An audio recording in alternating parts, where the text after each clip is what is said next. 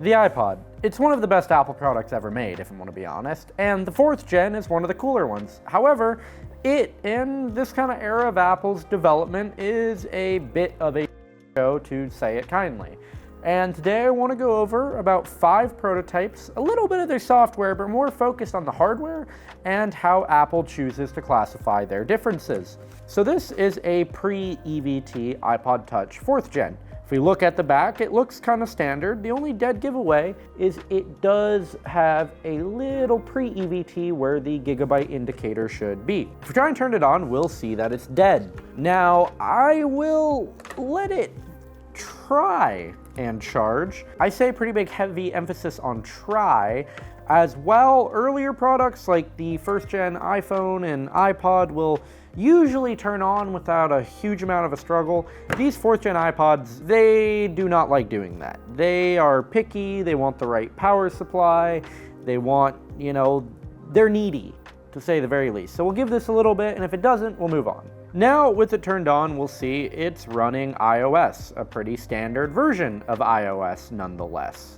If we go into About, we'll see it's 4.3.3. It's pretty standard. Again, nothing really super special here. It's an iPod, it runs iOS. This is more so as a standard prototype point of comparison.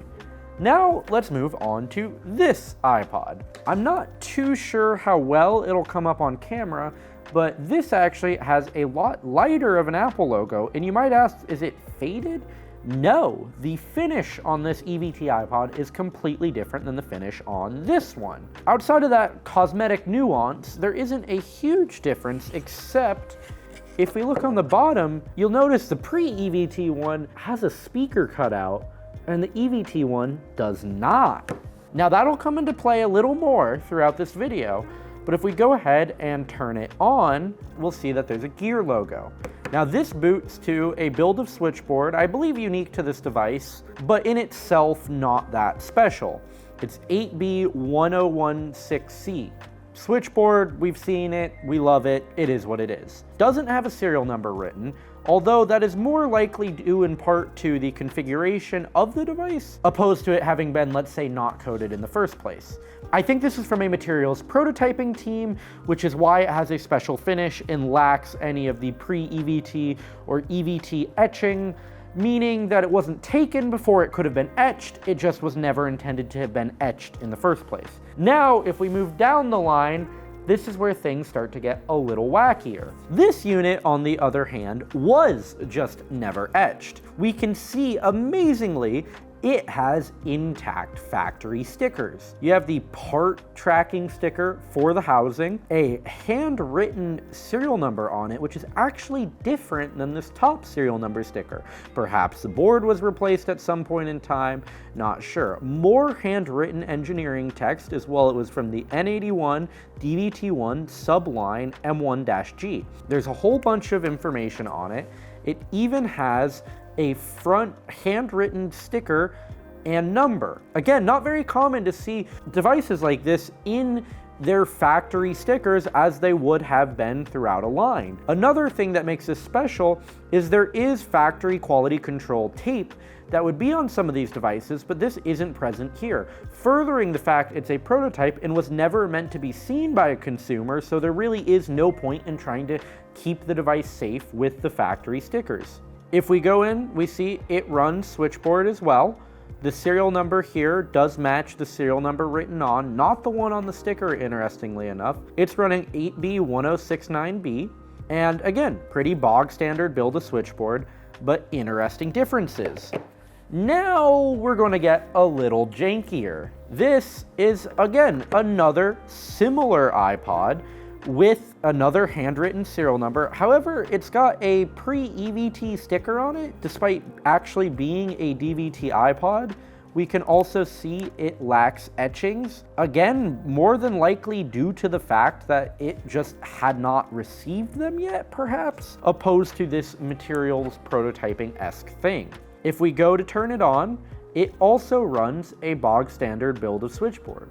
This is running 8B1084B, perhaps a slightly earlier deviation of this build, but no major functional differences. It's interesting, although, because in theory, these are pretty much the same DVT device and have similar enough serial numbers, with the only real difference, I believe, being this has a 4 and this has an H. Otherwise, the serial numbers are identical, with them probably coming off of the same factory lines. Now, if we jump into my final device here, we have another DVT that's also kind of janky.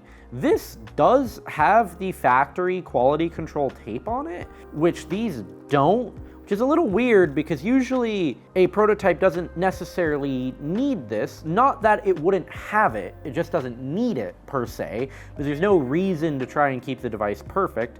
This unfortunately goes straight to recovery and is stuck in DFU mode. All of these together, there's a reason why I want to present them like this. If we go to stack them up from earliest to latest, we'll notice an interesting trend. Only 2 of these devices actually have speaker grills on them. The other 3 lack them completely. And then if we go to look at individual aciding on every device, it's all different. This is a very weird transitional era of Apple where asset tagging is really completely non sequitur. Seemingly, it could be done however one needed, wanted, or cared to, because this has a standard pre-whatever in the gigabyte area, like on 3rd gen, 2nd gen, 1st gen iPods, even on iPhones at the time. This has nothing. These have nothing, more likely intentional nothing, due to the fact they were never etched and have these configuration-related stickers on them. Meanwhile, this, while being a confused prototype, has factory QC stickers, which is normal, but as I said before, unnecessary. It's just very weird because these days, Apple is very consistent with prototyping. It's always a QR code with an asset tag on the side of the device or the back of the device. It's always that. There is no variance, there is no difference. It is always this one thing. And prior to this, it was always the gigabyte area of the device having the corresponding information in it for the device configuration. But with these, they're all different. It's just a crapshoot. It's however Apple wants to be. And this is something completely unique to really this generation of devices. During the Steve to Cook sort of 30-pin to lightning transition, Apple was all over the place, seemingly without unified leadership of software, hardware, really any engineering teams. And this is super representative of it. A small but crucial peek behind the curtains of the monumental mess that was early 2010s Apple. There was not unified leadership, there was not unified aciding. Nothing was that consistent across the board, which leaves us with this amalgamation of prototype devices. Stay tuned for more. Be sure to like and comment down below.